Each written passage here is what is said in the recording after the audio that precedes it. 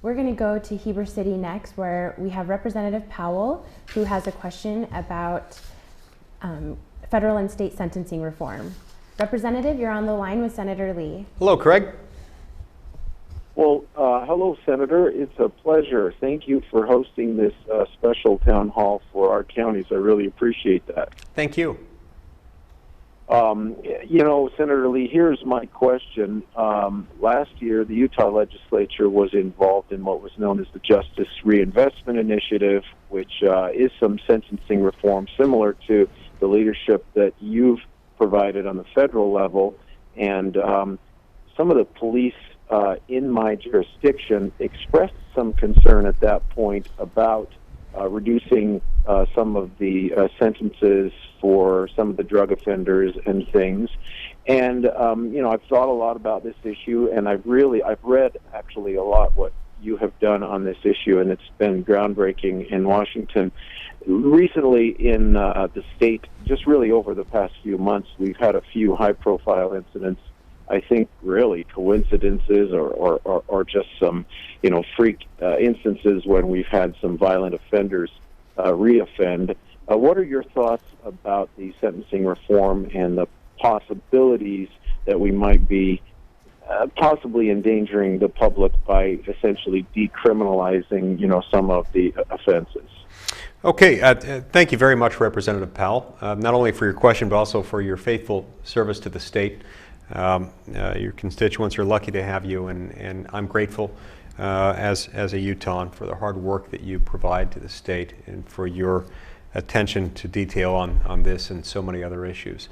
I'm happy to speak to this.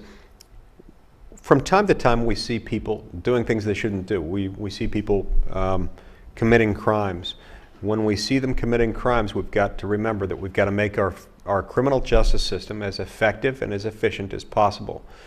The purpose of our criminal justice system is manyfold. Of course, we have the interests of the state and involve things like deterrence and retribution.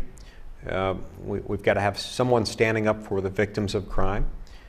We also want to make sure that, to the greatest extent possible, we bring about rehabilitation on the part of the offender, so that recidivism, or the likelihood of someone recommitting offense after they've been punished, is as minimal as possible. The more we can streamline our criminal justice system, whether it's in the state system, as happened last year with changes made by the legislature, or whether it's in the federal system, along the lines of what I've proposed in connection with the Sentencing Reform and Corrections Act at the federal level. That measure, by the way, passed out of the Senate Judiciary Committee, on which I served, by a supermajority bipartisan vote of 15-5 a few months ago, and we're trying to get it to the Senate floor now to get it passed. Anything we can do to make our criminal justice system more effective and efficient and more calibrated to reduce recidivism is going to protect the American people. It's going to protect the would-be victims of crime. There are some who like to argue anytime someone commits an offense that the offense itself, the commission of the offense itself, is an indication that we shouldn't do anything to change our criminal penalties. And I disagree with those who make that argument because I think we always need to be taking a look at our criminal justice system to make sure that it's punishing people adequately, neither too much nor too little, and that it's preparing people to return to society, to jobs, to families, so that they are less likely to reoffend in the future.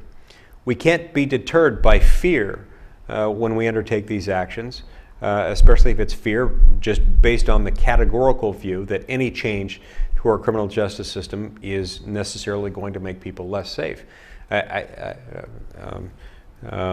I'm a fan of Rush, the 1970s rock band. One of my favorite lines from one of their songs comes from a song called Free Will. It says, "If you choose not to decide, you still have made a choice." And leaving the law intact as it stands now itself has some negative consequences, particularly in our federal criminal justice system as we're trying to modify it with the Sentencing Reform and Corrections Act. We have put a lot of our resources into enforcing the law and keeping people locked up behind bars, sometimes for decades at a time, in a way that in some instances, can actually make us less safe. For instance, when a young man named Weldon Angelos was in his early 20s a few years ago, he sold marijuana on 3 occasions over a 72-hour period. Sold marijuana in relatively small increments, basically dime bag quantities. But because he had a gun on his person at the time, a gun that was neither brandished nor discharged in connection with the offense, he was subject to a minimum mandatory penalty of 55 years.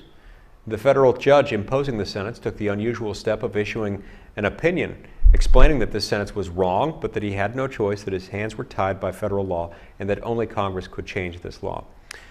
Laws like those that lead to a 55-year sentence for somebody who sells a really small quantity of pot over a 72-hour period actually end up making us less safe. And so that's one of the reasons why I support the Sentencing Reform and Corrections Act and other measures like it in the state of Utah, throughout the country, that are designed to make our criminal justice systems more effective and efficient, and therefore more likely to protect the American people.